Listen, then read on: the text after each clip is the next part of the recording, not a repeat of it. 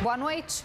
Agricultores que vivem em uma área supostamente demarcada pelo INCRA, às margens da rodovia AM070, que liga Manaus a Iranduba, bloquearam um trecho da estrada esta manhã. Eles temem um possível despejo, já que o proprietário da área, que seria particular, entrou com uma ação de reintegração de posse do local. Durante uma discussão entre os manifestantes e passageiros. Os policiais que atenderam a ocorrência tiveram um trabalho para conter o princípio de tumulto.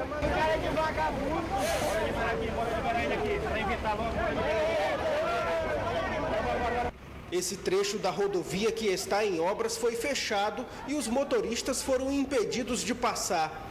Durante o protesto, os moradores alegaram que estão sendo expulsos das propriedades de forma injusta, já que, segundo eles, as famílias teriam sido reassentadas pelo Instituto Nacional de Colonização e Reforma Agrária INCRA. O alvo do impasse com um suposto proprietário que briga na justiça são lotes de terra localizados em comunidades do ramal do Janauari, nas imediações do quilômetro 7 da AM070.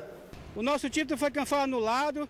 Nós temos todo mundo aqui agricultor, toda essa comunidade aqui, que não é só uma comunidadezinha, várias comunidades que formou-se ao redor das agriculturas que tem aqui, e agora nós estamos sendo prejudicados com essa situação dessa terra aí. Estão nos expulsando, já derrubaram um bocado de casa, e agora vão derrubar mais, já tem um bocado já na lista para ser derrubado. Ainda segundo os moradores da área, cerca de 12 famílias já foram despejadas com mandado judicial. A assessoria de imprensa do INCRA informou que não tem como afirmar se as famílias que lideraram o protesto desta manhã realmente foram as reassentadas. O órgão apenas confirmou que a área localizada no quilômetro 7 da M070 está em processo judicial com o proprietário, que tramita na comarca de Iranduba. A Justiça Eleitoral do Amazonas determinou o afastamento do novo comandante e do subcomandante da Polícia Militar do Estado. A decisão em caráter liminar do vice-presidente e corregedor do Tribunal Regional Eleitoral, João Mauro Bessa, determina o afastamento em 48 horas a partir da notificação do comandante-geral da Polícia Militar, Coronel Eliésio Almeida da Silva, e o subcomandante, Coronel Haroldo Ribeiro, empossados recentemente pelo governo do Estado. A medida cautelar foi solicitada pela Procuradoria Regional Eleitoral no Amazonas na última quarta-feira, após investigações apontarem um suposto favorecimento da troca do alto escalão da corporação na campanha do atual governador José Melo e do candidato a vice pela chapa Henrique Oliveira, além do candidato a deputado estadual Platini Soares. Em caso de descumprimento da determinação, a multa será de R$ 150 mil por dia. Por telefone, a assessoria do governador informou que ele ainda não foi notificado sobre a liminar. O Tribunal Regional Eleitoral começou hoje o processo de lacre das urnas eletrônicas que serão usadas nas eleições deste ano. Cerca de 104 técnicos temporários, além de 20 servidores do TRE, reforçam o trabalho de lacre das urnas que atenderão o pleito eleitoral da capital este ano. De acordo com o chefe da seção das urnas eletrônicas, o processo começou hoje e vai se estender até o dia 30 deste mês. No dia de hoje, nós estamos começando com a zona 31, a preparação, carga e lacre das urnas dessa zona. E no decorrer dessa semana, até a próxima quarta-feira, vamos preparar toda a cidade de Manaus. No total, 3.557 urnas que atenderão as 13 zonas eleitorais da capital já começaram a receber cargas com as informações dos candidatos e dos eleitores, além dos lacres de segurança. O processo de carga consiste basicamente em copiar para a urna eletrônica os programas lacrados que o TSE disponibiliza no sistema de carga e lacre. Esse sistema é disponibilizado pelo TSE e nesse momento aqui nós estamos como que determinando qual urna vai funcionar qual seção. E a partir de agora elas passam a ser específicas para aquela zona e para aquela seção para a qual foi determinado. Após a conclusão do trabalho de lacre, as urnas ficarão guardadas no TRE e só serão enviadas às zonas eleitorais da capital a partir do dia 3 de outubro. E cada zona tem sua estratégia. A maioria delas entrega na sexta e no sábado durante a manhã lá no colégio, lá no local de votação. No Dia Mundial Sem Carro, adeptos da bicicleta bem que tentaram dar o bom exemplo. Mas nas ruas, o meio de transporte mais usado nesta segunda-feira aqui na capital continuou sendo os carros. Quem anda sobre duas rodas também cobra mais investimentos na implantação de ciclovias em Manaus. Marcos sempre pedalou por lazer. Há aproximadamente 4 meses, ele também adotou a bicicleta para trabalhar em Manaus. Mas o empresário acha que ainda é preciso mais investimentos para incentivar o uso da bicicleta como alternativa na mobilidade. Dificuldades é falta de espaço para o ciclista, ciclovias, ciclofaixas.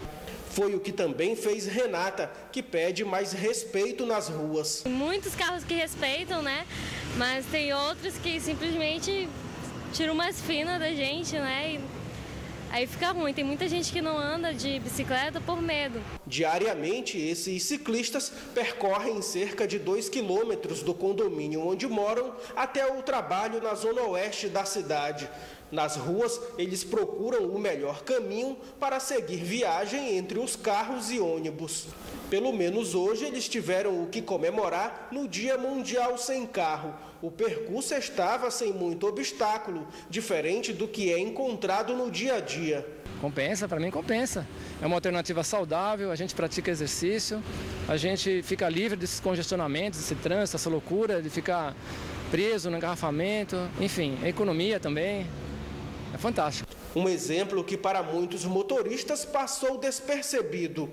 Muitos afazeres de um lugar para outro, o transporte aqui não tem tanta qualidade, né? Então tem que sair de carro. Com a falta de educação de motoristas aqui, vai ser humanamente impossível isso aí. Porque hoje está cheio de canalhas dirigindo no trânsito de Manaus. Então a gente não vai ter condições de dar essa oportunidade aos ciclistas. Nem pedestre tem escapa deles, né? Apesar das dificuldades para os adeptos, a bicicleta se tornou mesmo o meio de transporte favorito.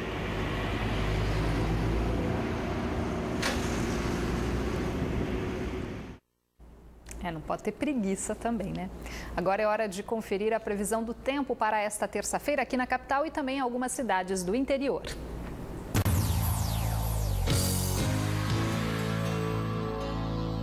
Em Anori, a terça-feira terá predomínio de sol com variação de nebulosidade. As temperaturas variam entre 24 e 33 graus. Em Tabatinga, o sol aparece entre nuvens e a possibilidade de chuva isolada. Mínima de 22 e a máxima chega aos 35 graus. Na capital, o tempo fica nublado, encoberto, com previsão de pancadas de chuva. E as temperaturas variam entre 25 e 35 graus. Agora o futebol, jogando no estádio da Colina, aqui na capital, na noite de sábado, o Princesa perdeu de 3-2 para o Santos do Amapá e foi eliminado da Série D do Campeonato Brasileiro. O Tubarão precisava apenas de um empate para garantir a classificação na próxima fase. Do outro lado, um time que precisava da vitória para seguir na competição. Por isso, já aos 3 minutos, André Oliveira abriu o placar para o Santos. Com o apoio da torcida, o Princesa foi para o ataque. O gol de empate saiu aos 35 minutos, em pênalti cobrado por Michel Parintins. 3 minutos depois, o Princesa ampliou o placar. Primeiro com Branco, que teve o gol anulado, pois o juiz marcou pênalti. Na cobrança, o Fininho chutou no canto esquerdo do goleiro e fez 2-1 para o Tubarão.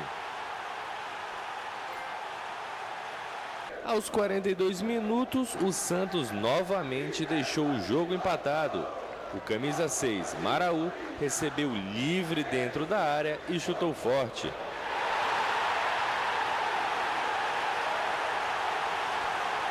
Com o empate em 2-2, o Princesa se classificaria para a segunda fase da Série D do Campeonato Brasileiro.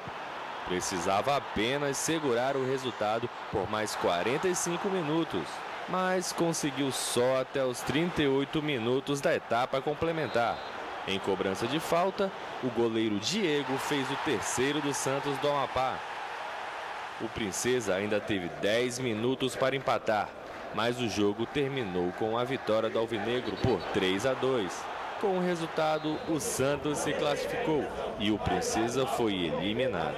O grupo, todo mundo errou, porque jogando dentro de casa, a gente estava com o resultado na mão. Então, o empate, a gente conseguiu a classificação.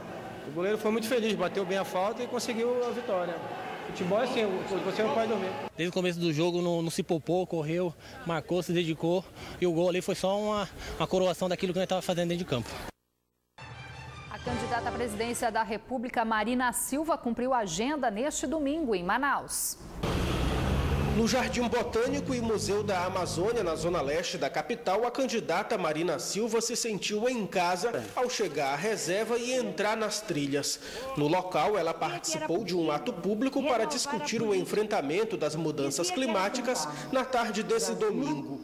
Na ocasião, a candidata do PSB à presidência da República ouviu as reivindicações de ambientalistas e ativistas que atuam na região. Diante dos jornalistas, Marina voltou a defender a sua postura sobre as obras da BR-319, que liga Manaus a Porto Velho, no estado de Rondônia, e o estado do Amazonas ao resto do país, que para ela não tem viabilidade econômica, social e ambiental. Hoje existe um esforço de muita gente querendo mostrar que é possível deixar 400 quilômetros de floresta virgem, asfaltar esses 400 quilômetros sem nenhuma atividade produtiva. A BR-319, até hoje, não provou sua viabilidade econômica, social e ambiental. Qualquer empreendimento para ser feito precisa dessa comprovação. Na coletiva de imprensa, a candidata também considerou importante a prorrogação da Zona Franca de Manaus por mais 50 anos. É preciso que se tenha e se continue com a Zona Franca, mas é preciso que se busque outras alternativas que transformem essa região rica em biodiversidade, em diversidade cultural, que pode ser um polo tecnológico, científico, que pode ser um grande espaço para o desenvolvimento do turismo. Essa foi a primeira visita dela a Manaus como candidata à presidência da República para fazer campanha. Muita gente não sabe, mas recentemente o Amazonas conquistou um título inédito no Campeonato Brasileiro de Pôquer realizado em Brasília. O pôquer é um jogo de cartas que envolve atenção e jogadas precisas. Neste clube em Manaus existem muitos competidores que jogam profissionalmente em partidas que valem até dinheiro. E foi daqui que saiu a equipe amazonense que disputou no mês passado o Campeonato Brasileiro de Pôquer realizado no Distrito Federal. Formada por 5 homens e uma mulher, a equipe conquistou o título inédito para o Amazonas. Foi uma surpresa para todos e até para nós também, né?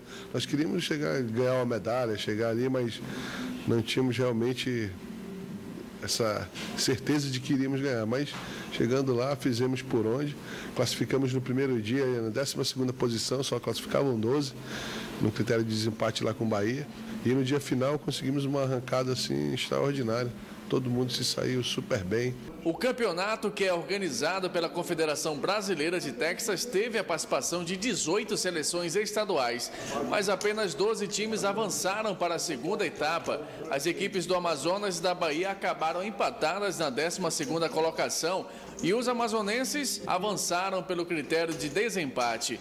Vitor, que é o atual líder do ranking, representou o Brasil no campeonato de Bahamas, não esconde a alegria pelo título. Fiquei muito feliz pela convocação para participar da seleção amazonense, mais feliz ainda pelo resultado positivo, né? E o Amazonas sendo campeão, né? Diante de grandes nomes do pôquer nacional, que vários nomes, né, estavam presentes nessa competição, apesar dela não ter uma premiação em dinheiro, nada, ela foi muito disputada, todas as equipes querendo ganhar. Depois da vitória, agora os integrantes da equipe disputam em categorias individuais o Campeonato Amazonense, que já está na sua 5ª etapa. Fique agora com o Jornal da Band. Boa noite, até amanhã.